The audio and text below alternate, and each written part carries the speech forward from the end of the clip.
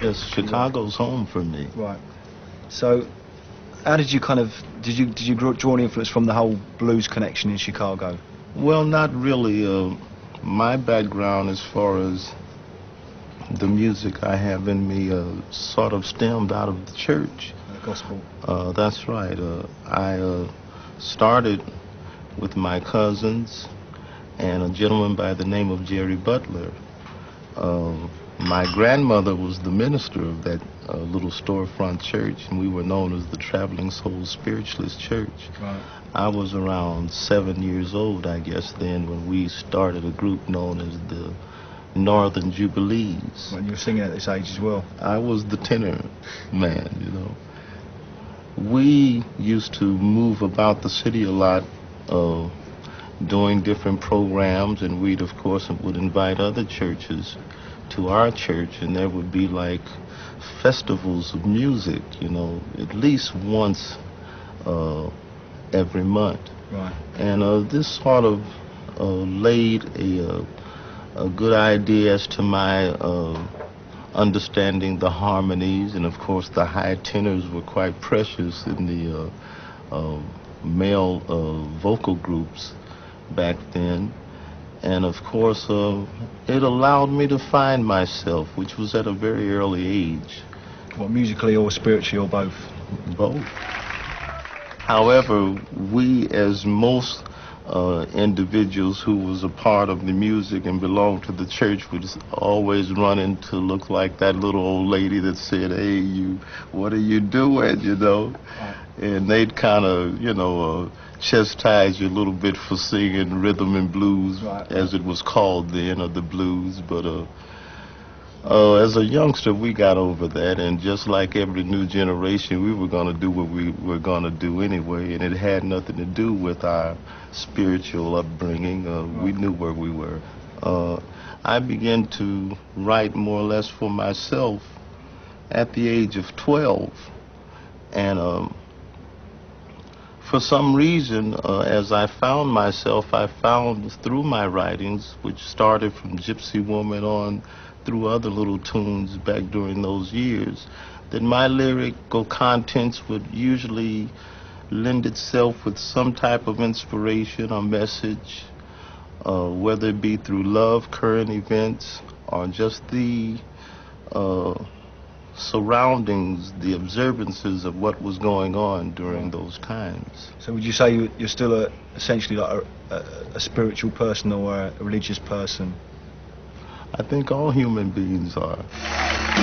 What might tend to be black exploitation, for one, was a great opportunity for me at that particular time of my life. I was quite excited to get the very first script for a movie that I was to do a soundtrack for. Right. So I put my total heart into Superfly.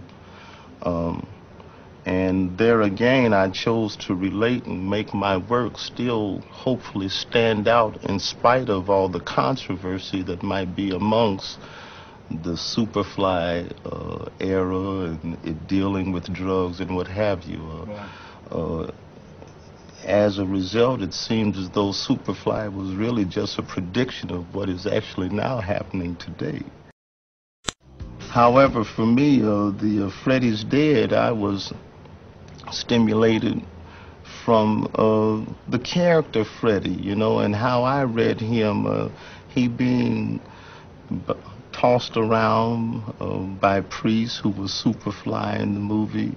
And he seemed to basically be a nice guy, but between the wrong kind of friends, his woman at the time, he kind of got the short end of the stick, you know, and as a result, he, of course, ended up being exploited by all of them. Right. And he, of course, died in the movie. So my heart sort of fell for him, and so the only way I could come back was to speak in terms of Freddie's Dead and make him some type of example, you know, as to what the results might be if you happen to be of that misfortune. You were kind of railing against Nixon at that time, the whole Watergate thing. I mean, did you ever get any kind of very serious flack from the establishment or from the governments, or? No, I don't think so. America is still a land of the free,